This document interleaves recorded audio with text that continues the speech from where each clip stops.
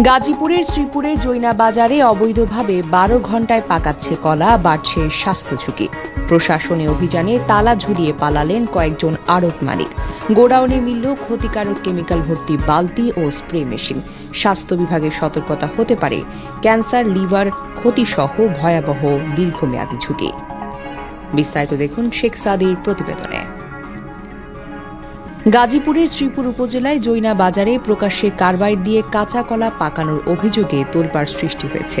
দ্রুত মুনাফার আশায় একাধিক আড়ত মালিক দীর্ঘদিন ধরে বিষাক্ত রাসায়নিক ব্যবহার করে কলা পাকিয়ে বাজারজাত করছেন বলে অভিযোগ উঠেছে। অভিযানে প্রশাসনের উপস্থিতি টের পেয়ে কয়েকজন আড়ত মালিক গোডাউনে তালা ঝুলিয়ে সটকে পড়েন। ঘটনাস্থল থেকে উদ্ধার হয়েছে কেমিক্যালের বালতি ও স্প্রে যন্ত্রপাতি। স্থানীয় সূত্র জানায়, কার্বাইড একটি রাসায়নিক যৌগ যা বাতাস বা পানির সংস্পর্শে এলে অ্যাসিটিলিন গ্যাস তৈরি করে। এই গ্যাসের প্রভাবে কাঁচা কলা দ্রুত রং বদলে পেকে যায়। প্রাকৃতিকভাবে পাকতে যেখানে কয়েকদিন সময় লাগে, সেখানে কার্বাইড প্রয়োগের ১২ ঘণ্টার মধ্যেই সবুজ কলা হলদে হয়ে বিক্রয় উপযোগী হয়ে ওঠে।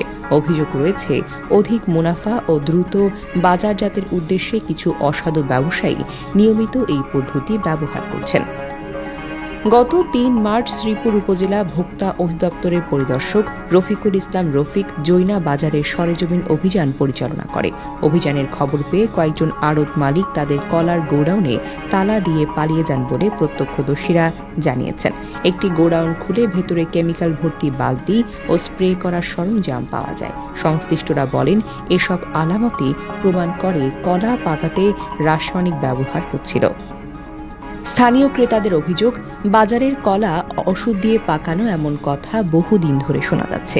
অনেকেই দাবি করেছেন, এসব কলা খাওয়ার পর পেটের সমস্যা, বদহজম ও অন্যান্য অসুস্থতা বাড়ছে। তাদের ভাষ্য অনুযায়ী নিয়মিত নজরদারি না থাকায় অসাধু ব্যবসায়ীরা বেপরোয়া হয়ে উঠছে। জড়িতদের বিরুদ্ধে দৃষ্টান্তমূলক শাস্তির দাবি জানিয়েছেন তারা।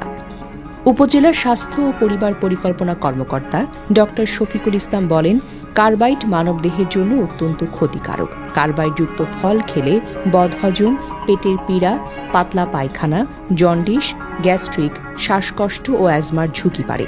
দীর্ঘমেয়াদে লিভার ও কিডনি ক্ষতিগ্রস্ত হওয়া এবং ক্যান্সারের মতো জটিল রোগের সম্ভাবনাও তৈরি হতে পারে। তিনি আরও বলেন, বিষক্রিয়ার প্রভাবে অন্তঃসত্ত্বা নারীদের গর্ভপাত এবং বিকলাঙ্গ শিশুর জন্মের আশঙ্কা রয়েছে। জৈনা বাজারে কার্বাইড ব্যবহার কতদিন ধরে চলছে, কারা এর পেছনে এবং সরবরাহের উৎস কোথায়, এসব প্রশ্ন এখন সামনে আসছে। প্রশাসনের সামরিক অভিযানের পরেও পরিস্থিতি কতটা বদলাবে তা নিয়ে সংশয় রয়েছে স্থানীয়দের মধ্যে। ডেস্ক রিপোর্ট, অগ্রযাত্রা প্রতিদিন। অগ্রযাত্রা প্রতিদিন, নির্ভীক প্রত্যয়ে উজ্জীবিত।